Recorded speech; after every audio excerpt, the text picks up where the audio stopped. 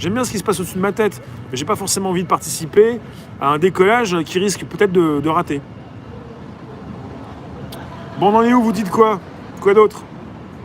Est-ce que vous avez peur dans votre région d'un reconfinement ou d'un confinement de la night ou d'un couvre-feu?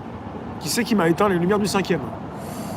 Alors, tu nous dis, qu'est-ce que tu penses de la tournure au Québec? Bah, ça me fait peur. Je crois que Australie et Québec, c'est pas la peine d'y aller. Vous avez la liste des pays où il faut pas aller.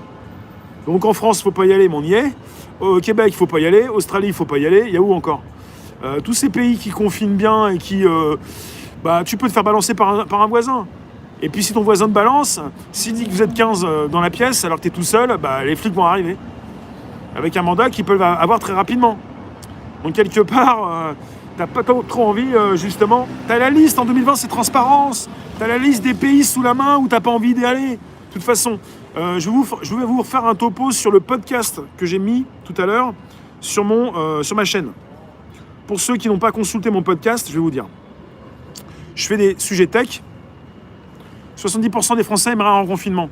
Catherine Prost, dans la tête, il n'y a pas tout dans la tête. Catherine Prost, dans la tête, il n'y a pas tout. Et moi, je peux aider, avec mes moyens, à y mettre un petit peu plus dans la tête. Catherine Prost, les sondages qui sont faits par des entreprises, la plupart sont des entreprises liées à ces riches personnes qui les mettent en avant, liées souvent à des politiques. C'est pas parce qu'on te dit qu'il y a 70% des Français qu'il y a 70% des Français. Il y a 70% des 100% qui ont répondu, des 1500, avec des sondages qui sont faits par des institutions, enfin des organismes dépendantes de ces personnes qui les ont mis en place. Ça veut rien dire. C'est simplement pour t'influencer. Et là, tu t'énerves, tu nous rentres dedans pour qu'on descende avec ces petits points pour aller taper sur quelqu'un. Il y a tout. Non, il n'y a rien du tout. Il y a simplement toi qui penses que ce sont des Français. Alors, pourquoi tu as l'impression que tu me connais? Parce que je suis connu. Alors, je vous ai fait un podcast. Et ce podcast, les applis de traçage anti-Covid européennes se relient entre elles. Je vous ai parlé de la passerelle. Si vous voulez consulter mon podcast à 13h30, il y a des questions qui se posent. Il n'y a pas des baffes qui se perdent, il y a des questions qui se posent. 13h30, 14h, du lundi au vendredi. J'ai parlé des différentes applications anti-Covid. La française, demain, va s'appeler Tous Anti-Covid. Elle est décentralisée, elle ne pourra pas s'associer pour l'instant à la passerelle, parce qu'on est sur 20 pays susceptibles qui vont relier des approches décentralisées. Ce n'est pas l'approche française. Les Français et les Hongrois ont une approche centralisée.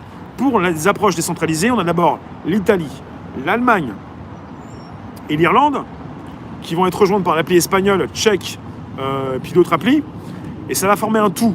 On est en train de nous dire, et c'est la Commission européenne qui nous le précise, c'est important que je vous le dise ce soir, ça fait partie de l'actu, on est en train de nous dire que cette passerelle sera démantelée après la fin de la pandémie.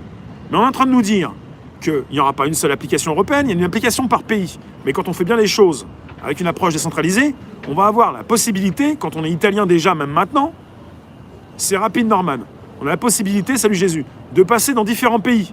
Pour l'instant, si tu es italien, tu peux aller en Allemagne ou en Irlande. Et l'inverse, c'est vrai.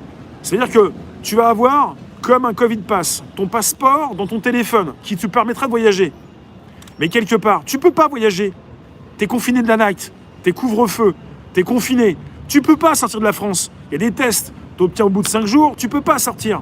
Donc quelque part, pourquoi nous parler d'applications par pays qui vont te permettre de voyager si tu ne peux pas voyager, en nous disant qu'à la fin de la pandémie, on démantèle. Il y a une incohérence, un contresens.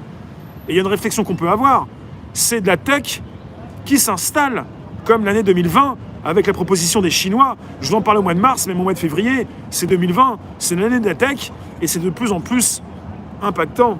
Ça, il faut le savoir. Et que quelqu'un se dénonce, me dénonce, si je me trompe.